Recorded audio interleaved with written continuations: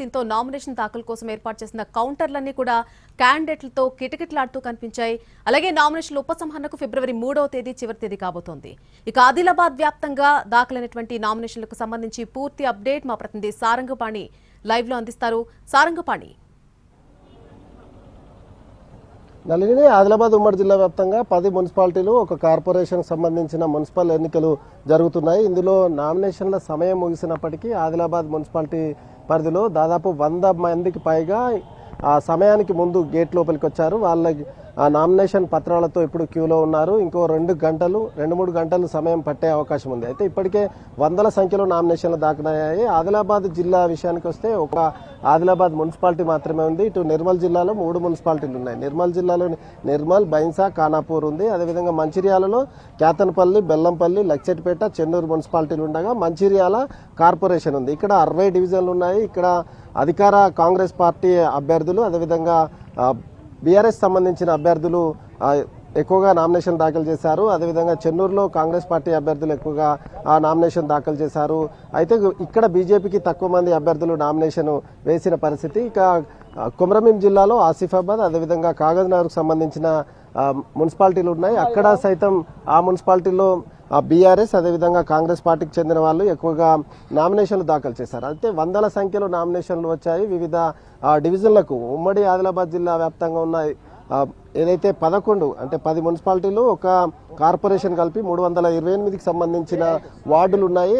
వాటికి సంబంధించి అధికార కాంగ్రెస్ పార్టీ విజయఢంకా మోయించాలనే ధీమాతో ముందుకెళ్తుంది. ఇటు బీజేపీ సైతం తామేమి తక్కువ కాదన్నట్టుగా ఇప్పటికే ప్రచారంలో జోరు పెంచిన పరిస్థితి. దీంతో పాటు ఈ బీఆర్ఎస్ సైతం తాము గతంలో అంటే సర్పంచ్ స్థానాలను కొన్ని చోట్ల గెలుచుకున్నారు. ఎమ్మెల్యేలు ఎక్కడైతే ఉన్నారో ఆ ప్రాంతాల్లో మాత్రం ఎక్కువగా సీట్లు సంపాదించారు. దీంతో పాటు ఈ 3 పార్టీలే కాకుండా ఎంఐఎం సంబంధించిన అభ్యర్థులు సైతం బరిలో ఉన్నారు. బైన్సాలో కావచ్చు, ఆదిలాబాద్లో కావచ్చు, ఎక్కడైతే పట్టణ ప్రాంతాలు ఎక్కువగా ఉన్న ఏరియాలు ఎక్కడైతే ఉన్నాయో అక్కడ ఎంఐఎం సంబంధించిన అభ్యర్థులను సైతం బరిలో నిలిపిన పరిస్థితి. అయితే ఇంకా కొన్ని మున్సిపాలిటీల్లో ఎవరైతే నామినేషన్ పత్రాలతో క్యూలో ఉన్నారో వాళ్ళందరూ నామినేషన్లు స్వీకరణ అనేది ప్రక్రియ కొనసాగుతుంది. సమయం ముగిసింది. అయితే ఆ మంత్రులకు ప్రత్యేకంగా అదేవిధంగా ఇక్కడ ఆదిలాబాద్ పార్లమెంట్ సెగ్మెంట్ పరిధిలో ఏదైతే రాష్ట్ర ప్రభుత్వ సలహాదారు సుదర్శన్ రెడ్డికి బాధ్యతలు అప్పగించింది కాంగ్రెస్ పార్టీ. ఇక పెద్దపల్లి అసెంబ్లీ పార్లమెంటు పరిధిలో అంటే మంచిర్యాల జిల్లా అదేవిధంగా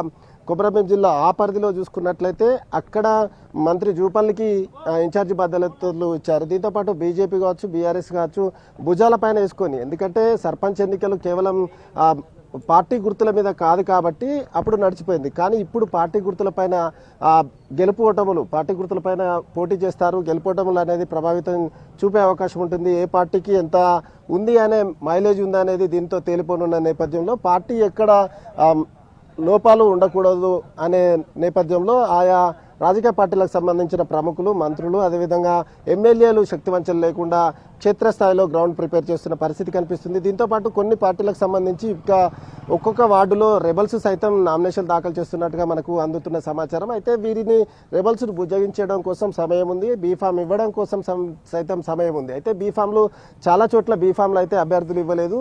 దీంతోపాటు చైర్మన్ పదవులు అదేవిధంగా మంచిర్యాల విషయానికి వస్తే ఆ మేయర్ పదవి ఏదైతే ఉందో వాళ్ళ అభ్యర్థులను మాత్రం ప్రకటించలేదు. అయితే వ్యూహాత్మకం లౌక్యం ప్రదర్శిస్తున్న పార్టీలు అని చెప్పచ్చు. ఎందుకంటే ముందే కనుక ఆ అభ్యర్థులు ఎవరో చైర్మన్ అభ్యర్థి లేకపోతే మేయర్ అభ్యర్థిని ప్రకటిస్తే ఓడగొట్టడం లేకపోతే ఇతరులు దానిపై కన్నేయడం రాజకీయంగా అదేవిధంగా ఆ పార్టీకి దెబ్బపడే అవకాశం ఉన్న నేపథ్యంలో ఎక్కడైతే ముందుగానైతే ప్రకటించడం లేదు. ఇక ఆయా వార్డుల్లో అధికార పార్టీకి సంబంధించి ఒకరు లేదా ఇద్దరు, కొన్ని చోట్ల 3 సైతం నామినేషన్లు వేశారు. వాళ్ళను బుజ్జగించే ప్రక్రియ ఇప్పటికే ప్రారంభమైంది. అభ్యర్థులు ఎవరు అనేది వాళ్ళకి తెలిసినప్పటికీ పూర్తి స్థాయిలో ప్రకటించలేదు. దీంతో ఆయా పార్టీలు మాత్రం పోరులో శక్తివంచన లేకుండా కృషి చేయడంతో పాటు తాము విజయఢంకా మోయించాలనే ధీమాతో అయితే అన్ని పార్టీలు కృతజ్ఞ నిశ్చయంతో ముందుకెళ్తున్న పరిస్థితి అయితే కనిపిస్తుంది. ఇక నామినేషన్ల ప్రక్రియ అయితే ఇంకా కొనసాగుతుంది. కొన్ని మున్సిపాలిటీల్లో నామినేషన్ పత్రాలతో క్యూలో నిలిచిన పరిస్థితి అయితే ఆదిలాబాద్ ఉమ్మడి జిల్లాలో ఉంది.